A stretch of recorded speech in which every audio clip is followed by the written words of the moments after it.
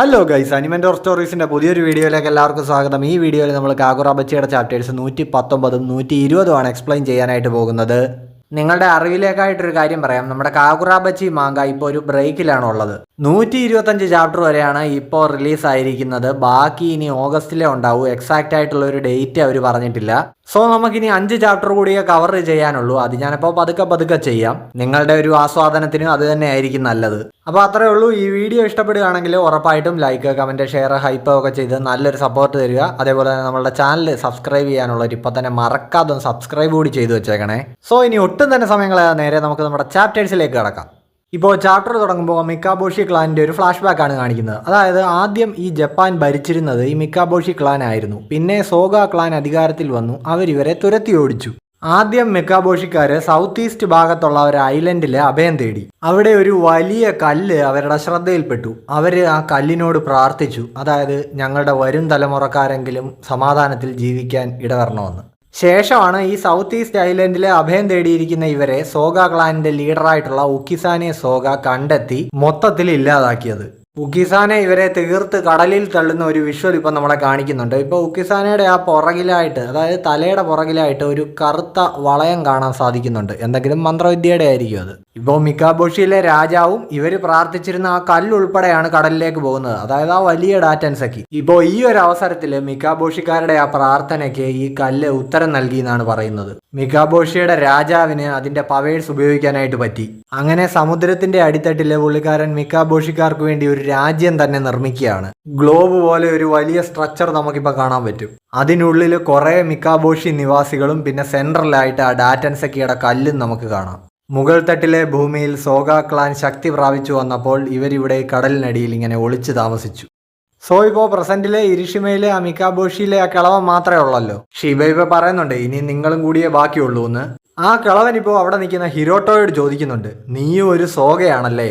ഇപ്പോൾ ഹിരോട്ടോ തിരിച്ചു ചോദിക്കുന്നു, ആണെങ്കിൽ നിങ്ങൾക്ക് എന്താ? അങ്ങേരിപ്പോൾ പറയുന്നുണ്ട്, നീ ഇപ്പോൾ അവിടെ കഴുത്തറത്തില്ലേ, അതെന്റെ മോനാ, അരിയു മിക്കാബോഷി രാജ്യത്തിന്റെ രാജകുമാരൻ.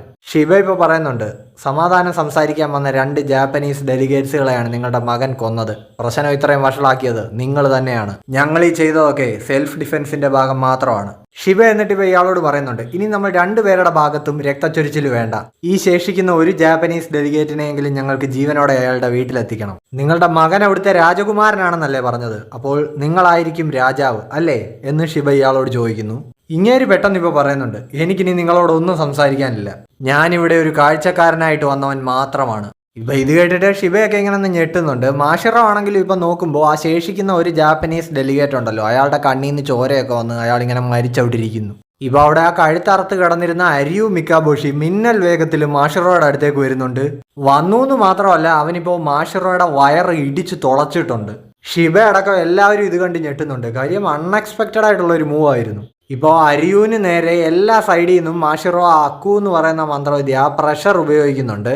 മാഷിറോ ഇപ്പോൾ അരിയുവിനോട് പറയുന്നുണ്ട്, നിന്റെ പെട്ടെന്നുള്ള ആക്രമണമൊക്കെ കിടിലമായിരുന്നു, പ്ലാൻ സെറ്റായിരുന്നു, പക്ഷെ നീ അത് എൻ്റെ മേലെ പ്രയോഗിച്ച് വേസ്റ്റ് ചെയ്ത് കളഞ്ഞല്ലോ. യോഷിനോജോ ഇപ്പോൾ വാള് കൊണ്ട് അരിയുവിന് നേരെ ചെല്ലുന്നുണ്ട്. ഒരൊറ്റ വെട്ടുമ്പോഴേക്കും അരിയു ഇപ്പോൾ കയ്യിലുള്ള ആ ബ്രേസ്ലെറ്റ് വെച്ചത് തടുക്കുന്നുണ്ട്. ഇത്രയും പ്രഷർ ഇവന് നേരെ പ്രയോഗിച്ചിട്ടും ഇവൻ ഇപ്പോഴും കൈയും കാലും ഒക്കെ അനക്കാൻ പറ്റുന്നുണ്ടല്ലോ എന്ന് ഓർത്ത് മാഷിറോ അമ്പരക്കുന്നുണ്ട്. ഷിബ ഇപ്പോൾ ചാടി വന്ന് ഈ അരിയുവിനെയും യോഷിനോജോയും ഹിരോട്ടോയും ചേർത്ത് ടെലിപ്പോർട്ട് ചെയ്ത് കൊണ്ടുപോകുന്നുണ്ട്.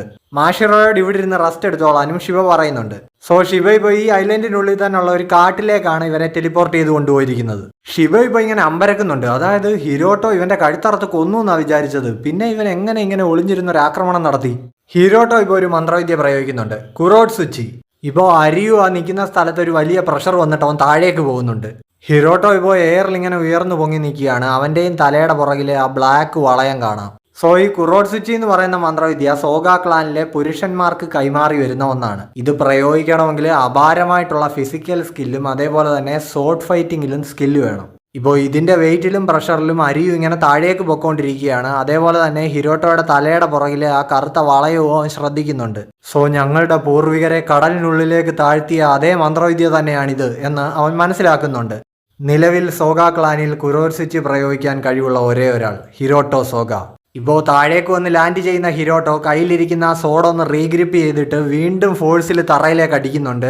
സോ ആ കുറോത്സുച്ചിയുടെ പവറിൽ വീണ്ടും താഴേക്ക് നല്ല ഫോഴ്സിൽ താഴ്ന്നു പോവുകയാണ് അരിയു.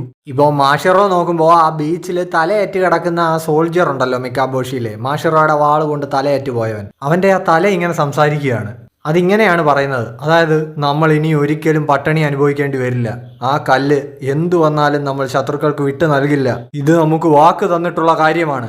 ഇനി നമ്മളൊരു ഫ്ലാഷ് ബാക്ക് കാണിക്കുന്നുണ്ട്. അതായത് മിക്കാബോഷിക്കാരുടെ ഇടയിലൂടെ ഒരാൾ ഇങ്ങനെ നടന്നു വരുന്നു. അത് അരിയു ആണ്. അവരുടെ കൂട്ടത്തിൽ ജനിച്ചൊരു കുഞ്ഞിനെ അവനിങ്ങനെ തലോടുന്നുണ്ട്. അവൻ എന്നിട്ടിപ്പോൾ സെന്ററിൽ ആ ഡാറ്റൻസക്കി സ്റ്റോൺ വെച്ചിരിക്കുന്നിടത്ത് പോയി നിൽക്കുന്നു. അവന്റെ ചുറ്റിൽ നിൽക്കുന്ന ആൾക്കാർ ഇങ്ങനെ കൈയെത്തി അവനെ ഇങ്ങനെ തൊടുന്നുണ്ട്. ഇപ്പോൾ കുറെ പഴുതാരയും ചെലന്തിയെയും വേറെ കുറെ പ്രാണികളെയൊക്കെ കൂടെ കല്ല് വെച്ചിങ്ങനെ ഇടിച്ച് ചതച്ച് അതൊരു ജാറിലേക്ക് ഒഴിച്ചിട്ട് അത് ഈ അരിയു കുടിക്കുന്നുണ്ട് അവിടെ നിന്നിട്ട്.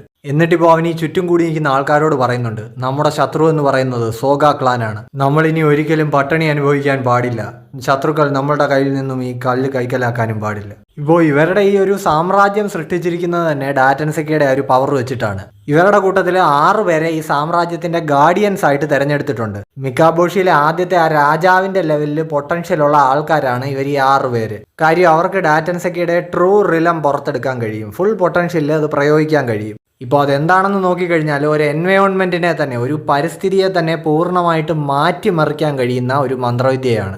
അങ്ങനെ തന്നെയാണ് അവർ കടലിനടിയിൽ ഇങ്ങനെ വാസയോഗ്യമായ ഒരു സ്ഥലം ഉണ്ടാക്കിയെടുത്തത്. ഇപ്പോൾ ഈ അരിയും ഈ ഗാർഡിയൻസിൽ ഒരാളായതുകൊണ്ട് തന്നെ അവനും ഡാറ്റൻസെക്കിയുടെ ട്രൂ റിലം പുറത്തെടുക്കാൻ കഴിയും. ഇപ്പോൾ പ്രസന്റിലെ ഹിരോട്ടോ ആ കുറോട്സുച്ചി മന്ത്രവിദ്യ പ്രയോഗിച്ച് എത്ര താഴേക്ക് ഫോഴ്സ് ചെയ്തിട്ടും അരിയു ഇപ്പോൾ മുകളിലേക്ക് ഇങ്ങനെ ഉയർന്നു വരുന്നുണ്ട്. ഇപ്പോൾ ഇത് കണ്ടിട്ട് ഷിബയൊക്കെ ഞെട്ടുന്നുണ്ട്. ഉയർന്നു വന്നിട്ട് അവനിപ്പോൾ ഒരു വിദ്യ പ്രയോഗിക്കാൻ തുടങ്ങുന്നുണ്ട്, സുമിക്ക. ഇപ്പോൾ അവൻ്റെ ചുറ്റുമുള്ള പരിസ്ഥിതിയിൽ മാറ്റങ്ങൾ വരുന്നത് നമുക്ക് കാണാം. അതേപോലെ തന്നെ അവൻ്റെ ബോഡിക്ക് ചുറ്റും ഒരു വെള്ള സെൻറ്റിപ്പീഡും ഇങ്ങനെ വന്നിട്ടുണ്ട്. ഇപ്പോൾ ഈ സോർസറി ബ്യൂറോയിലുള്ളവർ വന്ന ആ ഷിപ്പ് ഉണ്ടല്ലോ, ആ പൊട്ടിത്തെറിച്ച് കിടക്കുന്ന ഹാരുമ, അത് നോക്കിക്കൊണ്ട് ആ ബീച്ചിൽ മാഷിറോ ഇങ്ങനെ നിൽക്കുന്നുണ്ട്.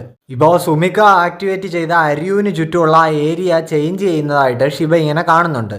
അരിയു ഇപ്പോൾ മുകളിൽ നിൽക്കുന്ന ഹിരോട്ടോയെ തന്നെ ഇങ്ങനെ ശ്രദ്ധിച്ച് നിൽക്കുകയാണ്.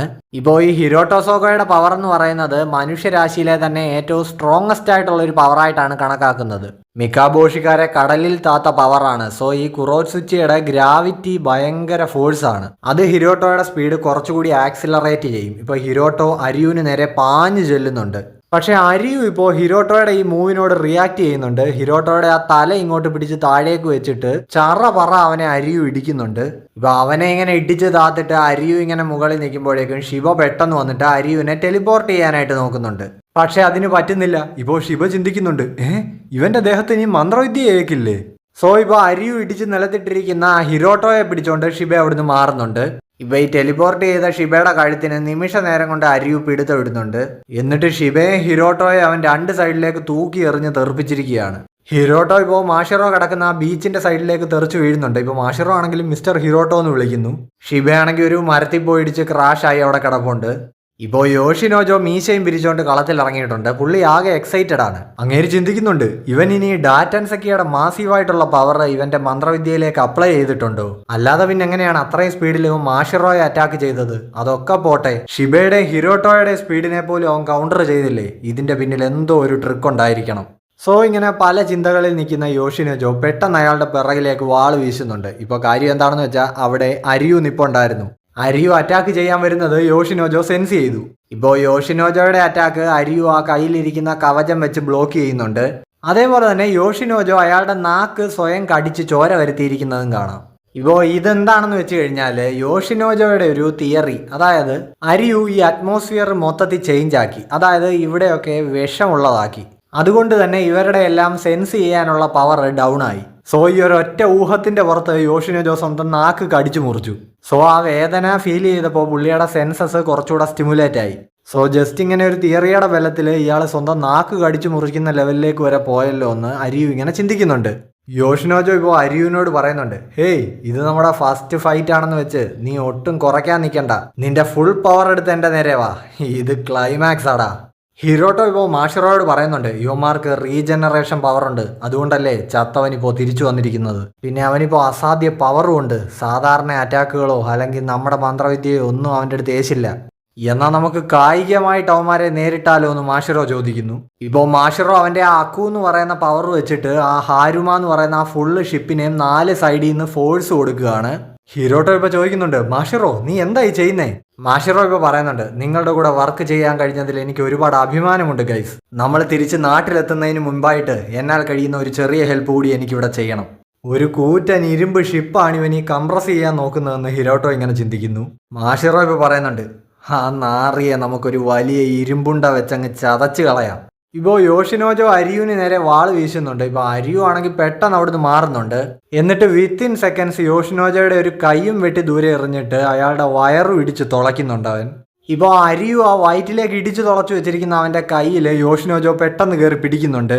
എന്നിട്ട് അങ്ങേര് വിളിച്ചു പറയുന്നുണ്ട്, ഹിരോട്ടോ നീ എന്നെ മൈൻഡ് ചെയ്യണ്ട, ഇവനെ അറ്റാക്ക് ചെയ്തോ. കാര്യം എന്താണെന്ന് അരിയു നോക്കുമ്പോൾ ഒരു വലിയ ഗോളം അവൻ്റെ തലയ്ക്ക് മുകളിലായിട്ട് ആകാശത്ത് നിൽക്കുകയാണ്. ഇപ്പോൾ അതെന്താണെന്ന് നോക്കിയാൽ മാഷിറോ കംപ്രസ് ചെയ്ത ആ ഷിപ്പാണ്. ഹിരോട്ടോ ഇപ്പോൾ മുകളിലായിട്ട് നിൽക്കുന്നുണ്ട്. പുള്ളി ആ കുറോട്സിച്ചയുടെ പവർ വെച്ചിട്ട്, ആ ഗ്രാവിറ്റേഷണൽ പവർ വെച്ചിട്ട് ഈ വലിയ ഗോളം താഴേക്ക് അടിക്കാൻ പോവാണ് അരിയുവിൻ്റെ മണ്ടയ്ക്ക്. ഇപ്പോൾ ഇതാണ് ഇവന്മാരുടെ പ്ലാൻ എന്നുള്ളത് അരിയു മനസ്സിലാക്കുന്നുണ്ട്. പുള്ളി എന്നിട്ടിപ്പോൾ യോഷിനോജോയോട് ചോദിക്കുകയാണ്, നീയപ്പോൾ എൻ്റെ കൂടെ ചത്ത് രക്തസാക്ഷിയാവാൻ പോവാണോ?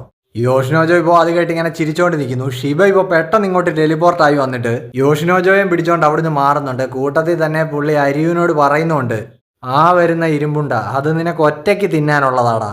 ഇപ്പോൾ അരിയോ അവിടുന്ന് മാറിയിട്ടില്ല. പുള്ളിയുടെ ചുറ്റും വീണ്ടും ആ വൈറ്റ് സെന്റിപീഡ് ഫോം ചെയ്യുന്നത് നമുക്ക് കാണാം. അതായത് സുമിക എന്ന് പറയുന്ന ആ ടെക്നിക്ക് പുള്ളി പിന്നെ ആക്ടിവേറ്റ് ചെയ്തു. ആൻഡ് ആ ജയന്റ് ഇരുമ്പുണ്ട അവിടെ വന്ന് പതിച്ചിരിക്കുകയാണ്. സോ ഈ പോയിന്റിൽ നമ്മളുടെ ഈ ചാപ്റ്റർ അവസാനിക്കുന്നു.